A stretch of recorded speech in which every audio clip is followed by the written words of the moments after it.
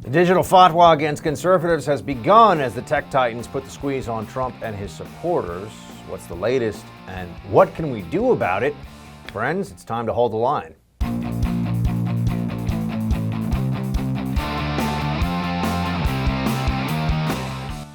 Welcome to Hold the Line. I'm Buck Sexton. It was quite a weekend for the United States when it comes to free speech. Let's start with social media dropping the hammer on President Trump. Late on Friday, Twitter announced it was permanently suspending President Trump's account. On its official blog, the platform explained its decision, stating, quote, after a close review of recent tweets from the real Donald Trump account and the context around them, specifically how they're being received and interpreted on and off Twitter, we have permanently suspended the account due to the risk of further incitement to violence. Trump has also been suspended from Facebook and Instagram, with CEO Mark Zuckerberg announcing the ban would last at least another 2 weeks when Joe Biden takes the White House. In addition, payment processor Stripe has announced it would no longer be processing payments to the Trump campaign. But if you thought it was just President Trump who was being targeted for censorship, you'd be mistaken. This weekend, big tech companies united to take down fledgling social network Parler, which is a site many conservatives fled to as an alternative to Twitter. Big tech's efforts against Parler began on Friday when Google announced that it had removed Parler from its Google Play App Store, making Parler unavailable to millions of Android users. Apple followed suit on Saturday, removing the Parler app from the App Store. Then on Sunday, Amazon announced that it would be kicking Parler off its web hosting services, effectively shutting the app and website completely down. As of right now, Parler remains down. I did say that this was going to happen, especially after the nightmarish riot that happened on Capitol Hill, that the left would use that as a pretext to do all of what you're seeing right now. And you have to know a few things about this. One is that they don't care. Google, Facebook, Twitter, you name it. They don't care how upset conservatives get. As far as they're concerned, their business model can continue on just fine without people who are on the right and care about politics. In fact, they think they're doing a service. They think it is justice to purge conservatives off the internet. And they have full top to bottom integration of this plan if they want it. Build your own app? Well, we tried that, right? And it's not even, Parler is not even a right-wing or conservative app. It is dedicated to free speech. They do not have an editorial line they push. There are terms of service. They are opposed to violence, and they will enforce the law. You can't have, incitement against somebody. You can't make death threats. So they're not saying that this is a free fire zone where anything goes, but they won't shut you down because the Democrats disagree. And that alone is enough of a threat that they have taken this action. That alone is a powerful enough incentive for them to unite and really collude with all these different companies. As I mentioned, they are top down. They have full-scale control of this. They have not only the apps, but the App Store. Not only the App Store, but the search engine that you would use to find out about these apps. They control the actual servers. And now there's talk about them going after ISP addresses so that you would not even be able to have conservative websites going forward. There would be a complete and utter shutdown of conservative media. Now, that sounds scary to those of us who, one, work in this medium and believe very much in it, but it should also be unsettling to all Americans. Do they really believe that they can silence 75 million people who voted for Donald Trump in the last election? Is that the plan here? Is that what they're really hoping to accomplish? And should we take them at their word when they say, on the other hand, Joe Biden and some of the other Democrats, that they're hoping to calm things down? They are not looking to make things more peaceful and calm if they encourage this kind of behavior.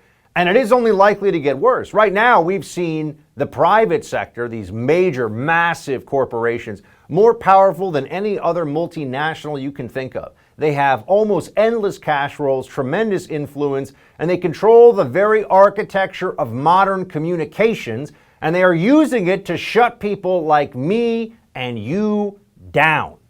That's what is happening right now in America, and the Democrat Party is cheering it on. We haven't even seen yet what's going to occur when you have Joe Biden's presidency. Coupled with this effort, you have some very powerful tech individuals who have gone to work in the Biden administration or are about to go work in that administration. They're going to be honing these tactics of censorship and suppression. What do we do about this? That's the not just logical, that's the necessary question to ask at this point. Because if we allow this to continue, the most fringe and radical elements of the right are going to become even more reactionary, and the political grounds that we have to meet in the center, to have a worthwhile exchange and dialogue, will become smaller and smaller. They cannot really successfully suppress these ideas. They can only prevent individuals from sharing them online. That's just going to make things more dangerous and going to elevate tensions. So what do we do? One, this. Those of us that still have a platform and have the ability to reach large numbers of people across the country have to sound the alarm. We have to try to impress upon those Democrats and those civil libertarians who still exist, although not in large enough numbers by any stretch, who understand that the First Amendment is not just a law, it's also or not just in the Constitution, and of course then has legal ramifications, but it is also a function of culture. We want to have a free and open society where you can share ideas with each other. And if we lose that, we lose a critical part of what is America. This is serious, my friends. And then we have to go to the courts. We have to sue. I see today Parler has sued Amazon for tortious interference and breach of contract. It depends on what judge Parler gets, but there's certainly grounds for such a lawsuit, and I firmly believe that they should prevail and get injunctive relief by having Amazon use its cloud services and its servers to turn back on Parler right now. But then you also have to go to Apple and the iTunes store and get that turned back on. This is sending a message to everybody. You step out of line, you say mean things about Blue Collar Joe or his son, and the most powerful companies in the country will shut you down. You ask the wrong questions, or you even say things that aren't true. Let's just put it out there. There's some things that have been said about this election that are not true. And they want to shut you down for all of it. They want to treat questions about lockdowns, about masks, about Biden, about anything that goes against their dominant narrative as a clear and present danger. Effectively, speech equals violence once again. We've seen the left doing that for years now. Speech they don't like is basically the equivalent of a loaded weapon, and they will take action. Yes, these private companies, but also the state. We need anti-monopoly, although it's really an oligopoly. We need anti-monopoly regulations. We need to sue at the state and local level, and we should try to force conservatives, Republicans into a protected class against discrimination by private corporations and entities. The left will fight that. The Democrats hate that because they want to chase you out of the public square. It's all up to us whether we win this fight or just go quietly into the night. But this is not a shot across the bow of free speech. This is a full-on fusillade right at us. All right. In just a moment, we'll have more on the digital tyranny against conservatives with author, filmmaker, and podcast host Dinesh D'Souza. Stay with us. You ever wanted to invest in real estate, but you don't have the time to do it on your own? I felt exactly the same way about a year ago, and then I met Done For You Real Estate. You see, I've always loved the idea of real estate investments, but until I got with those guys, I didn't know how to invest in real estate while staying committed to my profession. You see, I do 5 hours of original programming and content every day. How was I ever going to take the time to invest in real estate on my own?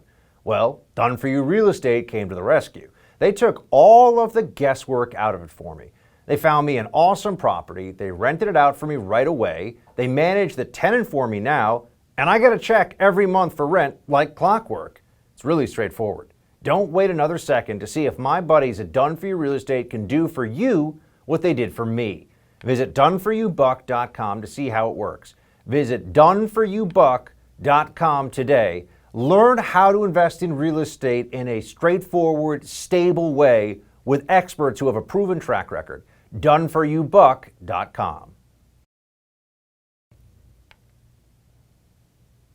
Conservatives have been criticizing big tech censorship for years now, But the moves over the past few days have gone to just a new level. Twitter, Facebook, and other major tech giants have set a dangerous precedent by banning the President of the United States. That's right. With the snap of a finger, Twitter ended a nearly 12-year run for President Trump, taking away the instant line of communication that he used to reach 89 million personal followers. If that's not scary enough, Amazon, Apple, and Google have also banned Parler, the alternative social network popular among conservatives, because it's dedicated to free speech. So what's next, and how we stop big tech and social media from squashing conservative conversation? We've got documentarian and author Dinesh D'Souza with us now, who's just launching a new podcast today, Pardon Me, with Dinesh D'Souza. He's focused on bringing more conservative content to listeners and viewers across all podcast platforms. It's now at salemnow.com, as well as YouTube and Rumble. And this could not come at a more appropriate time, given the state of what's happening in the country and in the media specifically. Dinesh, great to see you. Good to be on the show. What is going on here, Dinesh? This is beyond even what I expected, and I knew there would be a backlash and a purge from the left as soon as they felt they could do it, but kicking conservative platforms off the internet entirely? Well, what's happening? I think what's happening is what I guess the Germans would call a blitzkrieg. They are trying to attack on all fronts, and their target is not really Trump alone. It's Trumpism. It's the Trump phenomenon. It's all the people who supported Trump. And they seem to be okay with trying to deprive these people of basic rights. Now, they need a pretext to do that, and they have one: insurrection. But obviously, the number of people who did insurrection is a handful of people. There were tens of thousands, if not hundreds of thousands of people peacefully walking around the mall. They didn't do any insurrection. There are obviously 75 million people who voted for Trump and the GOP. They're not insurrectionists. Even when Twitter banned Trump, they cited two tweets which were utterly inoffensive. In one of them, he goes, "I'm not going to Biden's inauguration." And they go, this is Twitter. They seriously go, the reason he seems to be saying that is that he probably wants to let his violent supporters know that they can do violent stuff because Biden's going to be there and he isn't. Now, talk about a ridiculous, twisted, tendentious reading. And that was just one of the two tweets. The other one was equally benign. Trump basically said that even if he exits the scene, the MAGA voice will continue strong. And Twitter, again, took that as some sort of incitement to violence, a kind of secret messaging, if you will, to his own supporters to not accept the election, even though Trump himself said he would be happy to participate, or maybe not happy, but would participate in an orderly transition. So what you have here is that words have ceased to sort of take on any meaning. And you've got these tech moguls who are using arbitrary power. That's the word, arbitrary power, which is the very definition of tyranny in the public space to effectively deprive us of basic speech rights. Dinesh, what do you think about some of the strategies that are being discussed to push back against this? I mean, one aspect of it that I think is terrifying for a lot of people is that if you don't work in the media, you haven't spent a lot of time thinking about, say, Google's ability to control the ad market for online platforms. And you haven't thought about what it means to go after payment processors online, or rather for payment processors to say that they won't have the credit cards for conservative sites going through, things like that. But now everyone looks at this and says, hold on, if the left controls everything from the servers to the ISPs to the advertisers to the actual instruments, the smartphones that we use, all the way down to the apps themselves, what do we do? Well, in the short term, it means that we would become, you might almost call us a captive population. We become a captive population in a country where you have an unprecedented alliance between the state and private entities, private cultural institutions, private corporations working in concert with each other to effectively deprive us of our most basic rights. In other words, in effect, what the left would be saying is, we're not your fellow citizens. We have no interest in participating in any give and take with you. We don't even respect you. What we're trying to do is lock you up, in effect. And by lock you up, I mean here, lock up your ability to participate in democratic politics, to persuade your fellow citizens. So that this is the short-term chilling implication of this. Longer term, it may not work. And I say that because what it's really saying is, this a little bit seems to me like the George Foreman blitzkrieg or barrage against Ali. You have to take him down, because if you throw a lot of punches and you don't take him down. So let's take Parler. If Parler is able to say, all right, you know what? We've taken a three-pronged spear from Apple and Google and Amazon, but if we can survive that and come back, we won't depend on any of those guys. In fact, we won't depend on anybody. And now we will compete for half the country, and all the other digital platforms can compete for the other half. So what you have is I think, a crisis that is also an opportunity. But I think what the left is saying to us long term is that you conservatives, you Republicans, you people who don't want our America, you better live in your own America. You better make your own institutions. You essentially better create your own alternative society. You can then live in it. You may have to police it. But we will truly have two Americas in that case. Dinesh, do you feel like this is the most divided the country has been in your lifetime? Without a doubt. I also feel that, I've been through now, I came to America in the late 70s. I've been through a lot of, American politics has been divided for 40 years. So this is not a case where we haven't seen the pendulum swing back and forth. But what's going on now is not normal. This is not a case where we lost an election and therefore we are grumpy for a little while, but we try to do better the next time. Because I think what has happened, and this digital censorship, you cannot underestimate the significance of this, because this affects the ordinary citizen. This is basically saying to the ordinary guy who thought, you know what, I can get on social media, I can use my phone, I can find my college friend. This was the way in which these digital companies sold themselves to us. This is why we bought into it, and now we're being betrayed by them. We realize that their main goal is ideological, and that they're quite willing to be part of an oppressive structure that does not hesitate to deprive us of having any voice whatever. Dinesh, before we let you go, are you fearful about what's going to happen in the country in the next week or so, or do you think we're going to be able to navigate this? Well, I think the really strange thing is that everyone keeps talking about the need to control political extremism, the need to deter and prevent violence. And of course, you have a lot of ridiculous and irresponsible statements, like saying that the people who went to D.C. are terrorists, even though they went unarmed, even though they didn't do anything that terrorists normally do. They didn't behead anybody, a terrorist, even the 9/11 terrorists had box cutters. They were using the weapon of terror to achieve objectives. Terror is the means to do that. So words have sort of lost their meaning here. But what the point I want to make is this. What contributes to political extremism more than to say to people, you have no voice? If you're feeling a sense of paranoia or rage, if you have questions that need to be answered, we're not going to answer them. In fact, we're not even going to hear them. Not only are we not going to have a forum where these grievances can be adjudicated, we're going to shut your mouth and put tape across it. And if you have a sense of residual fury at the end of all that, and for us doing that to you, you figure out how you want to deal with that. To me, that is a fomenter of political extremism, not a diminution of it.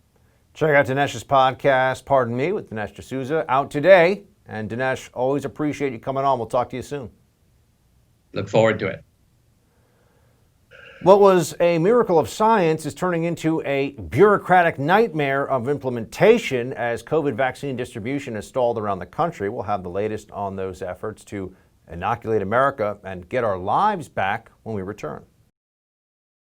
I got a crash course into home title theft, and you better pray this crime never happens to you because it can ruin you financially. Here's how the crime happens.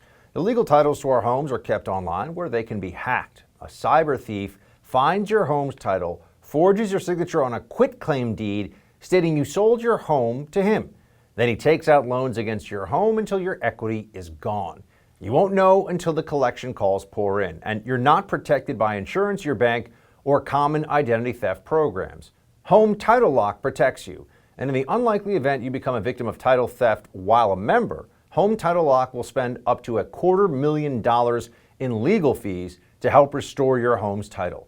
Go to HomeTitleLock.com and register your address now to see if you're already a victim of this crime and don't even know it yet. Then use code RADIO for 30 free days of protection. All you have to do is go to HomeTitleLock.com and then use code RADIO at checkout for 30 free days of protection.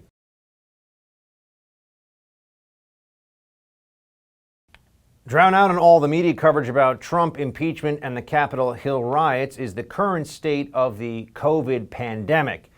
How's the vaccine rollout going? Where's the death count now? And is the case count still rising? These are all relevant, important questions to ask in order to analyze the policy prescriptions that have been forced upon us over the last year, many of which have been utter failures, and they've led to economic and financial ruin for millions of Americans. It also seems that many politicians are realizing this quite a bit too late, though they're going to try to pivot their talking points and flip-flop on their previous plans of action. All the while, they're going to hope that you, the American people, don't realize what's actually going on here.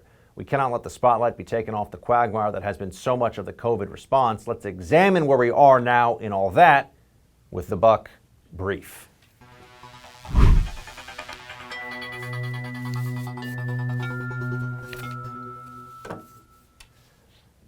Okay, let's take a look at where we are. First off, with the vaccine rollout. In some places, it has been an utter disaster. 25% of doses that have been distributed to state and local authorities have actually gotten into people's arms.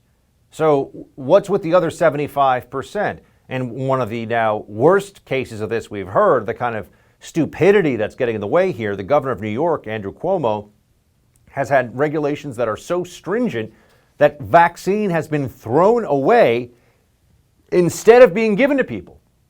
That's right, Cuomo would rather have it in the trash, it seems sometimes, instead of actually getting people safety from this virus. Total number of people initiating vaccination, 8.9 million so far. They've only gotten the first dose, mind you. There's supposed to be 2 doses, although there's an increasing body of evidence to suggest that the first dose alone may be sufficient to give some high level of protection. Total doses distributed, 25 million. So you have state and local authorities have 25 million doses that they've been given, and they've actually injected less than 9 million of them. That's an appallingly low number. In San Francisco, this is a problem all across the country. In San Francisco, the mayor, Willie Brown, has said that it is frustrating, and he is proposing a COVID-19 vaccine rollout plan that is universal. Essentially, they're going to set up places, you go get your vaccine, and that's going to be it. They're going to get rid of this tiered, who gets access first, who's allowed to have it, and who's not approach that many other places cannot or have been so unsuccessful with so far. In New York City, looking at another place that's had a terrible response so far with the vaccination, you see the cases are at 487,551. That's up 37% in 2 weeks. Deaths are at 25,562, up 15% in 2 weeks. So there's a really urgent need here to get the vaccine out to people as quickly as possible. And New York has been a catastrophe on this one. They have had far too much micromanaging of the distribution process. And people are dying because the city and state authorities, in this case it's actually more the New York State authorities, have had such a foolish plan requiring so much paperwork and nonsense and different tiers of access. So we continue to look at this and understand that they've had to change it. As of today, New York has changed it a little bit. West Virginia has one of the highest rates of vaccination distribution in the whole country, which is not interesting. A very red state, a very red rural state, has been able to get this vaccine out and to the population. But in major cities, New York, San Francisco, they've been struggling. And even next door to West Virginia in the state of Maryland, they've had a far lower rate of actual distribution of the vaccine. People are getting tired of all this, I think, the ineptitude, the stupidity from government. And they also recognize that we are in these lockdowns in many states, not in Florida, but we're in lockdown in California, in New York, and particularly in the heavily blue and urban states. There are extremely stringent measures in place to try to stop COVID, and we're not stopping it. That's obvious. That's just a true statement. How much are we even slowing the spread? It's difficult to make a case that we're even stopping any degree of spread when you're setting all-time records, which we have been as a nation, including a recent all-time record for deaths in one day from COVID-19. And we're losing simultaneously now thousands upon thousands of businesses in cities across America that are going bankrupt. They're never going to open their doors again because we've all been led to believe that that's too dangerous.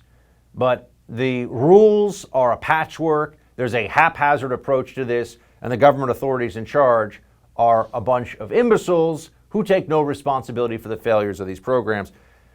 Governor Cuomo of New York, speaking of imbeciles, and we simply cannot stay closed until the vaccine hits critical mass, he tweeted out. The cost is too high. We will have nothing left to open. We must reopen the economy, but we must do it smartly and safely.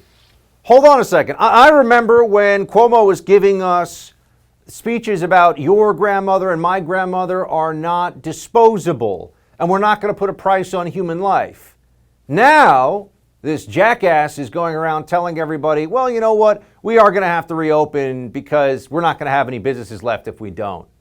So I guess he is putting a price on human life. Or maybe that was a demagogue's approach to the issue from the very beginning that refused to accept that there are trade-offs made in society all the time. And if it saves just one life, cannot be a justification for infringing upon the rights of millions and millions of people to live their lives, which is exactly what they've been doing. The lockdowners have been wrong, friends. It's all important for us to understand that, to say it out loud, because they will never admit it. The state of California has become ground zero for COVID-19, despite the strictest public health measures really anywhere in the country. So what does that say about the effectiveness of these mask mandates? We'll take a look at this with a face mask mandate skeptic, Allan Stevo, after the break. Fellow patriots, Maga CBD is a revolutionary American-made product that's safe for work, THC-free, and features patented NASA technology, making it the highest quality CBD oil on the market. Maga CBD is dedicated to providing the purest, most effective products out there, so they give you third-party testing results from industry-leading experts so that you can see how effective their CBD really is. Maga CBD is 100% committed to customer satisfaction and product quality. Best of all, 10% of proceeds benefit veterans and first responders. Personally, Maga CBD has helped me sleep through the night, something I always used to struggle with. You can really feel and taste the difference with their apple pie flavored oil. What CBD product on the market could be more American? Maga, NASA, apple pie. It's America at its finest. For your CBD needs, look no further than Maga CBD. Learn more and order today at magacbd.org and save 10% with promo code BUCK. That's magacbd.org, promo code BUCK. Right now, people should not be walking. There's no reason to be walking around with a mask. When you're in the middle of an outbreak, wearing a mask might make people feel a little bit better, and it might even block a droplet, but it's not providing the perfect protection that people think that it is. Remember that? At the beginning of the pandemic, America's most trusted pandemic expert, Dr. Fauci, said there's no reason for people to be walking around with masks on. That was March of 2020. And he said it could maybe block one little droplet here or there. You heard him. But I mean, overall, it really doesn't do very much. Fast forward 10 months, and face masks, lockdowns, and social distancing mandates have taken over the majority of our blue cities and states. How did we get here? Let's take California, for example, the state that issued the nation's first stay-at-home order in March and has imposed some of the country's toughest restrictions. Well, on their COVID tracking website, they recently updated the mask mandate to read, it's now required that everyone must now wear a mask or face covering outside of their home, with limited exceptions. So now we got outdoor mask wearing mandated in California. But as of today, California surpassed 30,000 coronavirus deaths, with the number of cases rising to more than 2.6 million.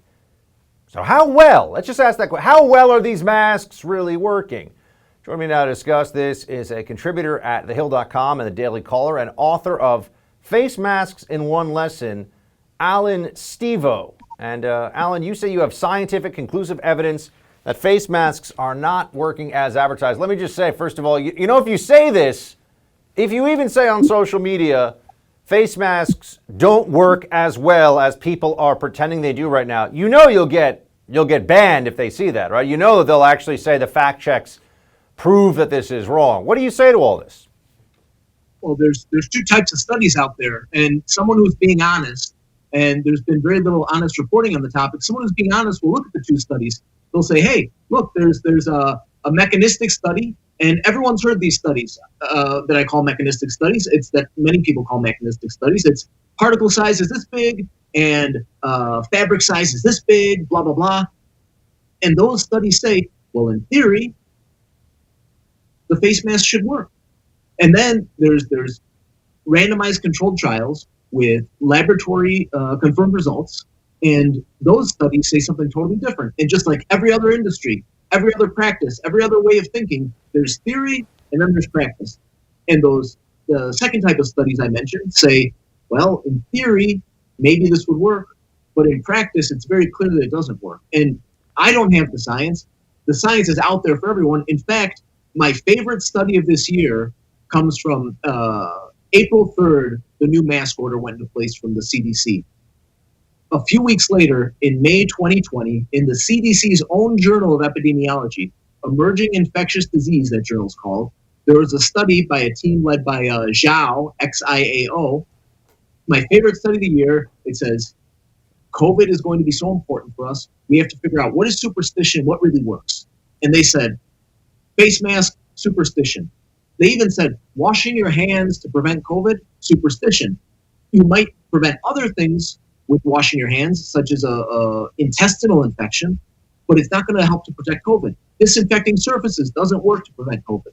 So it went through many things, and it went even further. It said, if you're not wearing a mask properly, not only is a face mask neutral, it doesn't help, it may actually do harm. It may actually increase the spread of COVID. And wearing a mask properly means never touching it, having a sterile mask when you put it on, having your hands sterile when you put it on. When it gets moist, removing it right away and changing it for another. Using a single-use mask only as a single-use mask, which I've never seen anyone do any of these things.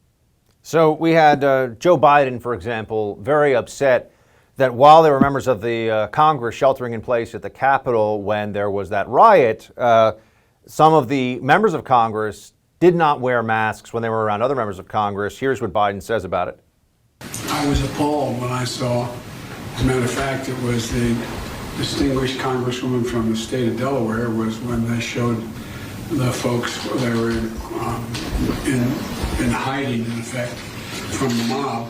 She was going around trying to hand out masks for everybody. And the Republican colleagues wouldn't take the mask. I think it's irresponsible. They really seem to believe that even a very short duration exposure to somebody who's breathing, in this case, was a high risk of infection. But as we know, they're indoor restaurants where you take your mask off and everyone's okay with that while you're indoors in the restaurant. On a plane, I flew just recently, people pull their masks down to eat and drink for sometimes 30, 40 minutes at a time, all around you. So why does this persist in your estimation? Why do we still have this notion that if someone pulls their mask down for 5 minutes, they're risking the health of everybody around them? We used to, as a society, believe it was good to spray DDT in residential neighborhoods to prevent Dutch elm disease. And it was okay. It was so safe, DDT, that it was okay for children to run behind the DDT truck as it was being sprayed. As a society, doctors would appear in advertising and say Camel cigarettes are safe for pregnant women to smoke. They're the preferred cigarette for pregnant women to smoke. I don't know why sometimes medical professionals just get these goofy ideas in their heads. And then politicians go with the idea. And former Vice President Biden, he just clearly doesn't know the science. No one ever should accept a mask from someone with grubby hands trying to put it in your face, saying, "Oh, wear this, wear this." When were the last time your hands were clean? I'm sorry, I don't want to wear that grubby mask and put it on my wonderful face. That's totally preposterous what he proposed. And Alan, can you actually please send my team, send our producers this? You said the Zhao was the lead author of this study. That's a CDC study, because I haven't seen that one. I try to read as many of these as I can as they circulate in the media, but I would really like to see this, because I do know that there are studies looking at, and these are actually controlled trial studies that the CDC has published about measles infections and how cloth masks as a means of preventing measles infections, which measles is a highly, highly infectious agent, were minimal at best and basically zero, but people don't really circulate that these days. So that's on the CDC website. It's about measles, but people should check it out for themselves. What do you think it's going to take for this? Is this ever going to change? Do you think that there'll ever be at least, I mean, I ask the question of people who are big mask believers, because again, I don't want to be, I have to wear a mask in New York. I wear one all the time. My family members wear them. We have no choice here. We're forced to wear one. What do you think about just being able to ask people, how effective are they? I mean, if it's science, shouldn't we know? How effective is mask wearing in a population? Well, what you said about having to wear a mask all the time, there's millions of Americans who are exempt from wearing a face mask. And I wrote Face Masks in One Lesson for this purpose, for someone like you who may totally believe the science out there conclusively says mask wearing is nonsense for a healthy population. And Face Masks in One Lesson, it goes through with 10 minutes of reading, 15 minutes of reading, you get most of what you need. And then there's very clear examples of in the grocery store what you can do, on the airplane what you can do. And I'd like to recommend that you and I talk sometime a little more in depth about, in your present situation, what you can do to really never again have to wear a face mask. And you ask, what has to happen for this to stop? And ever since April, we've been hearing, this Blue Ribbon Commission is going to meet, 38-member Blue Ribbon Commission is going to meet, and they're going to decide how lockdowns can be unwound. And we don't need anything like that. Lockdowns end one person at a time, saying, I've had enough of this lockdown. I'm going back to my normal life. And not new normal. And face mask orders end one person at a time when they say, I'm not wearing this face mask anymore. That's how it is. Try to get on a bus in New York City without a face mask all these days, and all of a sudden the resistance feels like it's winning. But anyway, I appreciate. Please do send us that study. I'm curious to read it. This is an issue that people are still so dug in on, and I just would like more information, more data, more answers. Thanks so much for joining us, Alan. Thank you, Buck. Past 72 hours have been tumultuous, to say the least. We'll take a look at some of these stories and hot takes that we didn't get to when we come back. These days, being prepared for the unknown is more important than ever. I'm sure you've noticed the world we live in today is anything but predictable, and we can all benefit from something reliable right about now. What could be more reliable than real gold and silver? I'm talking about real gold and silver you can actually hold right in your hands. Call the Oxford Gold Group now and learn how easy it is to get real gold and silver sent securely directly to your home, or how you can have real gold and silver placed in your IRA or 401k. Just call the Oxford Gold Group now at 833-600-GOLD and ask for your free guide on owning gold and silver. Again, call the Oxford Gold Group right now, 833-600-GOLD. The Oxford Gold Group is the only gold company I trust. Call them right now at 833-600-GOLD. One more time, that's 833-600-GOLD. The Oxford Gold Group is the only gold company I trust. Prepare yourself today. Take action to protect your wealth and to hedge against inflation with the Oxford Gold Group.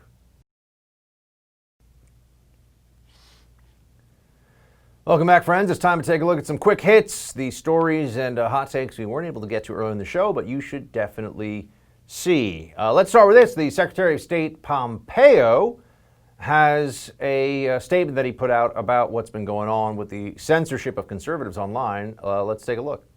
Censorship, wokeness, political correctness, it all points in one direction: authoritarianism cloaked as moral righteousness. Similar to what we're seeing at Twitter and Facebook and Apple and on too many university campuses today. It's not who we are. It's not who we are as Americans. it's not who we're supposed to be. I think, unfortunately, increasingly, it's apparent that it is who the Democratic Party is. They embrace this wholeheartedly. They don't even pretend that it's not happening now. Remember how for the last, I'd say, 5 years, it was a conspiracy theory that the social media platforms were shadow banning or censoring conservatives in any way? That's what they told us. And then it just became too obvious, so they put it out in the open, and now it's right in our faces. But they used to lie to you about that. Oh, it was just the algorithm. Sure it was. If by algorithm you mean a bunch of social justice warriors in their mid-20s to early 30s who think that the best way to win an argument is to use the internet to crush dissent. That's the way to do it. Make sure that people cannot be heard.